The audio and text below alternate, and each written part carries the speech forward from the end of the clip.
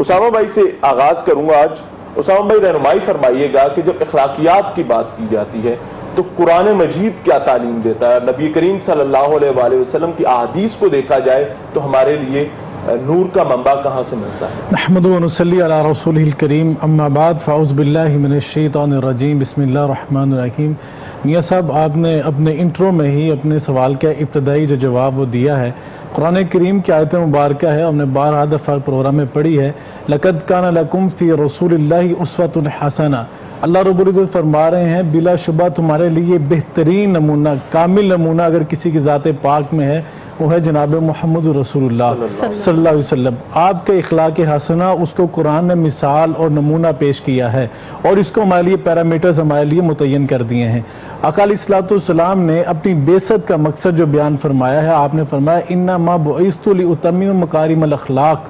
میں دنیا میں بھیجا گیا مکارم اخلاق کی تکمیل کے لیے، یعنی کہ اخلاق جو ہیں ان کو مکمل کرنے کے لیے اللہ رب العزت نے مجھے دنیا میں بھیجا ہے.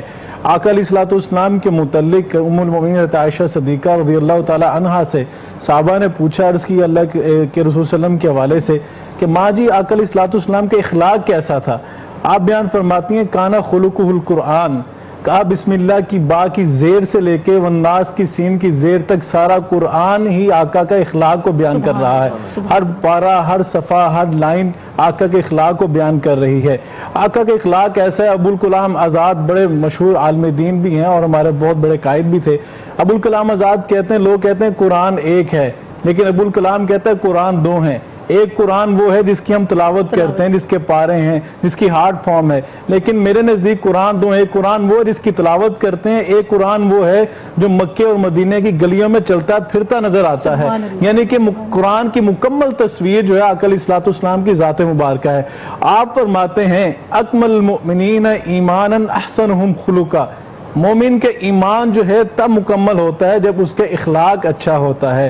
اب اخلاق کیا ہے؟ اخلاق کی تعریف کیا ہے؟ اخلاق جمع ہے خلق کی. اور حضرت عبداللہ بن مسعود رضی اللہ تعالیٰ عنہ اخلاق کی بڑی خوبصورت ڈیفینیشن کرتے ہیں اور بڑی جامع ڈیفینیشن ہے. آپ فرماتے ہیں طلاقت الوجہ، یعنی کسی سے ملو جا کر تو خندہ کی پیشانی کے ساتھ ملو جا کر. اللین فی الکلام، آپ کی زبان میں نرمی ہونی چاہیے، ترشی یا یبوست نہیں ہونی چاہیے آپ کی زبان میں. اور تیسری جو بیان فرماتے ہیں بذل الخیر، آپ دوسرے کے ساتھ آپ کے اندر جو بھلائی کا جذبہ ہے اس کو بھلائی دیں، اس کے ساتھ نیکی کریں، اس کے ساتھ اخلاق سے پیش آئیں. اور چوتھی جو چیز بیان فرمائی ہے التحمل، یعنی آپ کے اندر تحمل، بردباری ہونی چاہیے. اللہ کے رسول صلی اللہ علیہ وسلم فرماتے ہیں قیامت کے دن جب ایک بندے کے اعمال اللہ کے ترازو میں تولے جائیں گے تو سب سے وزنی چیز جو اس دن نکلے گی وہ انسان کا اچھا اخلاق ہوگا. آج اخلاق کی کمی ہے، اخلاقیات کی کمی ہے. آقا علیہ الصلوۃ والسلام کی ایک اور بڑی خوبصورت حدیث مبارکہ ہے. آپ نے فرمایا ایک بندہ مسلسل نفلی روزے رکھتا ہے، فرضی روزے بھی رکھتا ہے، اور ایک بندہ ساری رات قیام کرتا ہے، تہجد پڑھتا ہے، نوافل ادا کرتا ہے. لیکن قیامت کے دن جب یہ بندے لائن میں کھڑے کیے جائیں گے، ان کے ساتھ لا کے برابر پہ جو بندہ کھڑا کیا جائے گا، یعنی تہجد گزاروں اور مسلسل نفلی روزے رکھنے والوں کے ساتھ، وہ ہے اچھے اخلاق والا. یعنی کہ اچھا اخلاق کتنا بڑا عمل ہے جسے ہم معمولی سمجھتے ہیں. یہ اچھا اخلاق اتنا ضروری ہے انسان کے لیے. اللہ کے رسول صلی اللہ علیہ وسلم فرماتے ہیں میں تمہیں بتاؤں کہ اگر تم چاہتے ہو کہ قیامت کے دن سب سے میرے زیادہ قریب کون بندہ ہو تو فرمایا احسنکم خلقا. صحابہ سے فرمایا تم میں سے جو سب سے زیادہ حسن اخلاق والا ہوگا وہ سب سے زیادہ قریب قیامت کے دن میرے نزدیک ہوگا. اور آقا علیہ الصلوۃ والسلام کی ایک اور بڑی خوبصورت حدیث مبارکہ ہے. آپ کی ہر حدیث خوبصورت ہے، جب حدیث پڑھیں لگتا ہے یہ ایمان تازہ کر رہی ہے، یہ ایمان تازہ کر رہی ہے. آپ نے فرمایا اگر کوئی ایک عمل جو انسان کو جہنم سے آزادی دیتا ہے، آپ نے گارنٹی کے ساتھ فرمایا، تو وہ عمل ہے حسن اخلاق. اور حسن اخلاق کے والے سے ایک عورت جو تھی وہ صوم و صلات کی بڑی پابند تھی اور بڑا صدقہ خیرات کرتی تھی. فوت ہو گئی. اللہ کے رسول صلی اللہ علیہ وسلم کے سامنے بتلایا گیا آقا وہ فوت ہوگی. صوم و صلات کی بڑی پابند تھی لیکن بد اخلاق تھی پرلے درجے کی. اس کی زبان کے شر سے اس کے رشتہ دار، پڑوسی، رشتہ دار و اقارب اور اس کے علاقے کے لوگ بڑے تنگ تھے. آقا علیہ السلام نے فرمایا لا خیر فیہا ہی فی النار، اس میں تو خیر ہی نہیں، وہ تو سیدھی جہنم کو گئی. اور حضرت معاذ بن جبل رضی اللہ تعالیٰ عنہ کو آپ نے جب یمن کا گورنر بنا کر بھیجا، آپ نے وہاں پہ ان کو کچھ نصیحتیں بیان فرمائی آقا علیہ الصلوۃ والسلام نے, اور یہ آخری ملاقات تھی اللہ کے رسول صلی اللہ علیہ وسلم کے ساتھ حضرت معاذ بن جبل کی. آپ نے کہا, حضرت معاذ عرض کرتے ہیں اللہ کے رسول صلی اللہ علیہ وسلم جب مجھے بھیجنے لگے تو آخری جو آپ نے جملہ ارشاد فرمایا وہ یہ تھا کہ لوگوں کے ساتھ اچھے اخلاق کے ساتھ پیش آنا. یعنی کہ اللہ کے رسول صلی اللہ علیہ وسلم کے نزدیک آپ نے خود بتا دیا کہ میری بعثت کا مقصد ہی یہ ہے کہ میں مکارم اخلاق کی تکمیل کروں. اور آپ نے کیا تکمیل کی؟ وَالَّذِي بَعَثَ فِي الْأُمِّيِّينَ رَسُولًا مِّنْهُمْ يَتْلُو عَلَيْهِمْ آيَاتِهِ وَيُزَكِّيهِمْ وَيُعَلِّمُهُمُ الْكِتَابَ وَالْحِكْمَةَ. آپ تو ان پڑھ جاہل گنوار لوگوں کے اندر مبعوث کیے گئے تھے. آپ نے 23 سال کے عرصے میں ایسا وہاں پہ انقلاب اخلاقی طور پر برپا کیا کہ اللہ کے رسول صلی اللہ علیہ وسلم کے بارے میں اللہ قرآن میں کہہ رہا ہے کہ اللہ کے رسول نے ایسا انقلاب ہمیں برپا کیا کہ میں 23 سال کے عرصے کے بعد انہیں کہہ رہا ہوں, پہلے کہہ رہا ہوں انکان من قبل فی ضلال مبین, یہ کھلم کھلا گمراہی میں, اور اب فرما رہا ہوں لقد رضی اللہ عن المؤمنین, میں اللہ ان سے راضی ہونے کا اعلان کرتا ہوں. بلکہ یہ نہیں, آگے فرما دیا وَإِنْ آمَنُوا بِمِثْلِ مَا آمَنْتُمْ بِهِ فَقَدْ اهْتَدَوْا. جو ان جیسا ایمان لائے گا نا, ان کے پیرامیٹرز پر چلے گا, میرے نزدیک وہی ہدایت یافتہ شمار ہوگا. یعنی ایمان کی کسوٹی جس کو بنایا وہ صحابہ کو بنایا. اور کیوں بنایا؟ ان کے اخلاق بلند کر دیا. تو کسی نے کیا خوب کہا تھا کہ آئے تو ابو بکر نکلے تو صدیق اکبر, آئے تو عمر ابن خطاب نکلے تو فاروق اعظم, آئے تو عثمان ابن عفان نکلے تو ذوالنورین, آئے تو علی ابن ابی طالب نکلے تو حیدر کرار, آئے تو کالا بلال نکلا تو موزن رسول. آپ نے اتنی ان کی اخلاق کی تربیت کر دی کہ دنیا ان کو اپنا ستارہ مانتی ہے, دنیا ان کو اپنا آئیڈیل بناتی ہے. تو اگر آج ہم چاہتے ہیں کہ ہمارا اخلاق بلند ہو جائے تو ہمیں اللہ کے رسول کی تعلیمات پہ عمل کرنا ہے, اہل بیت اطہار علیہم السلام کی تعلیمات پہ عمل کرنا ہے, اور صحابہ کرام کی تعلیمات پہ عمل کرنا ہے.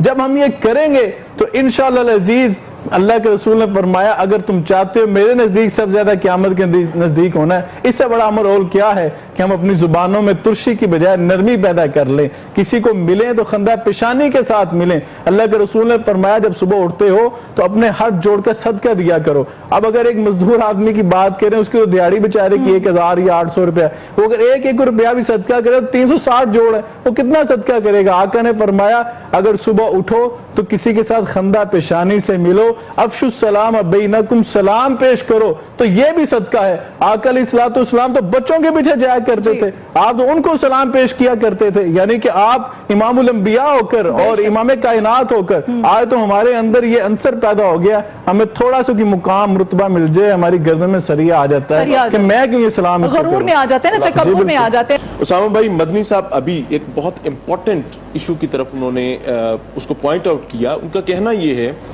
مختصراً اگر کہوں کہ میٹھی زبان کے کور میں نارملی منافقت کا چہرہ جو ہے وہ بھی جھلک رہا ہوتا ہے کہ آپ کا رویہ اور ہوتا ہے لیکن آپ میٹھی زبان رکھ کے لوگوں کا نقصان کرتے چلے جاتے ہیں, جو کہ ایک عملی طور پر معاشرے کا نقصان کرنے والی بات ہے, اپنے خاندان قبیلے کے ساتھ ساتھ, کیونکہ وہ ایک معاشرے کے سامنے ایک چھوٹی اکائی رہ جاتی ہے. رہنمائی فرمائیے گا کہ اگر یہ کور اور اس قسم کے مختلف کورز آپ لیتے ہیں تو اس میں منافقت کے حوالے سے شرع میں کیا وعید ہے؟ یہ سب بہت اہم سوال, اور مدنی صاحب نے بڑے اہم ایشو کی طرف توجہ ہماری مبذول کرائی ہے. بلا شبہ اخلاق جو ہے یہ بہت ساری عادات کا مجموعہ ہے, جس نے مدنی صاحب نے بھی فرمایا ہے. اس میں آپ دیکھیں منافقت کی اگر بات کی جائے, منافق کو اگر کہیں تو یہ نفق سے نکلا ہے, یعنی کہ سرنگ جسے لومڑی جو ہے ایک طرف سے جاتی ہے دوسری طرف سے جلدی سے نکل جاتی ہے, اور ذو وجہین ان کو کہا گیا منافقوں کو کہ آپ کے منہ پہ اور بات کریں کسی اور کے منہ پہ جا کے اور بات کریں گے. اسی طرح اسی اخلاق کے اندر آپ کے دیکھیں چغلی, غیبت, حسد اور کینہ پروری, یہ عداوت, دشمنی, یہ ساری چیزیں, ملاوٹ, یہ ساری کی ساری اخلاق میں آتی ہیں. اخلاق ہے دو طرح کا, ایک اخلاق ہے انسان کا اللہ کے ساتھ, یعنی کہ اللہ کی طرف سے جو احکامات نازل ہوئے ہیں ان کی پیروی, ان کی تعمیل کرنا, یہ اخلاق ہے جو انسان کا اللہ کے ساتھ معاملہ ہے. ایک اس میں اخلاق ہے بندوں کے ساتھ, مخلوق کے ساتھ. اس مخلوق کے اندر انسان کے سارے معاملات ہیں, اس کے اندر ریاکاری کا جذبہ بھی ہے, اس میں جھوٹ بھی ہے, اس میں فراڈ بھی ہے. آقا علیہ الصلوۃ والسلام تو یہ بھی فرما دیا نا, من غش فلیس منا. آج ہم جو بات کر رہے ہیں کہ رمضان کے اندر آپ دیکھ لیں ریٹس کہاں پہ اپ ہو چکے ہیں, ایک چیز 100 روپے کی ہے 500 روپے کی ہے, اور وہی پھر حاجی صاحب پیسے کما کے عمرے پہ جائیں گے. تو یہ معاملات ہیں. آپ دیکھیں کہ آپ کے جو ملاوٹ جو ہو رہی ہے, آپ کے جو سامان ہے اوپر کچھ اور لگا ہوتا ہے منڈی کے اندر, نیچے کچھ اور ہوتا ہے. محدثین فرماتے ہیں جس حدیث کے بارے میں اللہ کے رسول یہ فرماتے ہیں فلیسا منا، یہ ہم سے نکل گیا، یہ کبیرہ گناہ ہوتا ہے، اور یہ کبیرہ گناہ کا ہمیں ارتکاب کر رہے ہیں۔ اور اخلاقیات جو ہمیں سکھا رہی ہیں، اسلام نے جو اخلاقیات کا سبق دیا ہے، تو اللہ نے تو یہ اللہ کے رسول صلی اللہ علیہ وسلم نے فرمایا الخلق عیال اللہ، مخلوق تو اللہ کا کنبہ ہے، جب ہم اللہ کے کنبے کے ساتھ اچھا سلوک نہیں کریں گے تو اگر ایک بندہ عام اگر ایک انسان دیکھتا ہے کہ اگر اس کے گھر کے ساتھ گھر والوں سے اچھا سلوک نہ ہو تو آپ سے خوش نہیں ہوتا، لیکن وہ اللہ جو خالق کائنات ہے، جو مالک ارض و سماوات ہے، اگر اس کی مخلوق کے ساتھ اب اچھا سلوک نہیں کرتے تو اللہ رب العزت ناراض ہی ہوگا، خوش نہیں ہوگا۔ اور اخلاقیات کی بات کی جائے، اللہ کے رسول صلی اللہ علیہ وسلم نے جو اپنا کردار پیش کیا ہے، اپنی سیرت طیبہ پیش کی ہے، وہ کیا ہے کہ آج ہمیں ان سے کیا سبق لینا ہے، ان پروگرامز کے کرنے کا مقصد کیا ہے؟ آقا علیہ الصلوۃ والسلام کے پاس حضرت انس ابن مالک نے 10 سال خدمت کی آپ کے خادم کی حیثیت سے، اور حضرت انس ابن مالک فرماتے ہیں آپ نے 10 سال کے عرصے کے اندر مجھے اف تک کا لفظ نہیں کہا۔ 10 سال کا عرصہ بڑا لمبا عرصہ ہوتا ہے، اور حضرت انس کہتے ہیں اکثر اللہ کے رسول صلی اللہ علیہ وسلم مجھے کچھ سامان سے بازار سامان اور سودا سب لینے بھیجا کرتے تھے، تو میں جا کر کیونکہ بچہ تھا دیکھتا بازار میں بچے کھیل رہے ہیں تو میں ان کے ساتھ کھیل میں مصروف ہو جاتا، آپ تھوڑی دیر انتظار کرتے، اگر مجھے واپس نہ پاتے تو آپ پیچھے چلے آتے اور تشریف لاتے، دیکھتے میں کھیل رہا ہوتا ہے، میں اکثر ڈر جاتا کہ اب اللہ کے رسول یہ ڈانٹیں گے مجھے جھڑکیں گے، لیکن کہا اکثر اللہ کے رسول صلی اللہ علیہ وسلم تشریف لاتے بڑی نرمی کے ساتھ، ایک ہاتھ میری گردن کے پیچھے رکھتے ایک تھوڑی کے نیچے رکھتے اور بڑی شفقت سے فرماتے ہیں انس میں تمہیں فلاں کام بھیجا تھا، تو میں عرض کرتا اللہ کے رسول ابھی جاتا ہوں میں بھول گیا تھا یہاں پہ آ کے۔ اللہ کے رسول کیا فرماتے، کیا نمونہ پیش کیا، آپ فرماتے انس تم کھیلو میں اپنا کام خود ہی کر کے آتا ہوں۔ اور یعنی کتنی بڑی مثال ہے، آج آپ کے بڑے بڑے بیوروکریٹس، آپ کے بڑے بڑے سیاستدان، آپ کے بڑے بڑے علماء اسکالرز، بڑے بڑے پتہ نہیں کیا کام اپنے آپ کے القاب رکھتے ہیں، ان کے گھروں سے اگر دیکھیں ہماری میڈز کی لاشیں نکلیں، اگر وہ آپ کے بیٹی کے پلیٹ میں سے ایک لقمہ اٹھا لے، آپ خود اس بچی کو لاش اس کی ڈگی میں رکھ کے آپ خود میکڈونلڈز پتہ نہیں کہاں پہ برگر کھانے کے بعد اس سے گندے نالے میں پھینکیں، یہ دین اسلام پیغام نہیں دے رہا۔ آقا کی سیرت سنانے کا مقصد یہ نہیں کہ ہم یہاں بیٹھ کے سبحان اللہ واہ واہ کر دیں، مقصد یہ ہے کہ ہم اس پہ امپلیمنٹ کر کے دکھائیں۔ آقا علیہ الصلوۃ والسلام کے کتنے واقعات ہیں سیرت طیبہ کے، فتح مکہ ہے، آپ مکہ میں اپنی فوج کے ساتھ 10,000 کا لشکر جرار ہے، آپ اس کے ساتھ آ رہے ہیں اور وہاں پہ آ رہے ہیں جہاں سے آپ کو نکالا گیا، جلا وطن کیا گیا، آپ پہ ظلم و ستم کیے گئے، آپ کی بیٹی کو شہید کیا گیا، اور کیا کچھ ظلم و ستم نہیں کیے گئے، اور وہاں پہ آپ دیکھیں کہ حضرت رسول اللہ صلی اللہ علیہ وسلم جب تشریف لا رہے ہیں انداز کیا ہے آپ کا، صحابہ عرض کرتے ہیں اللہ کے رسول جب تشریف لائے تو انداز یہ تھا کہ آپ کی تھوڑی مبارک اونٹ کی کوہان کو چھو رہی تھی، کہ وہاں پہ جہاں پہ آپ حاکم بن کر آ رہے ہیں وہاں پہ آپ جب آئے اور وہاں پہ آگے کیا کہا، لوگ کہتے ہیں اليوم یوم الملحمہ، آج جو خون خرابے کے بدلے کا دن ہے، لیکن آقا نے فرمایا لا تثریب علیکم اليوم فَذَبُوا فَانْتُمُ طُلَقَاء، آج تو بھی بدلے کا دن ہے، جو میں نے تم سب کو معاف کر دیا۔ کتنے واقعات ہیں سیرت طیبہ کے، یہ تو پیاری آقا کی شان تھی نا۔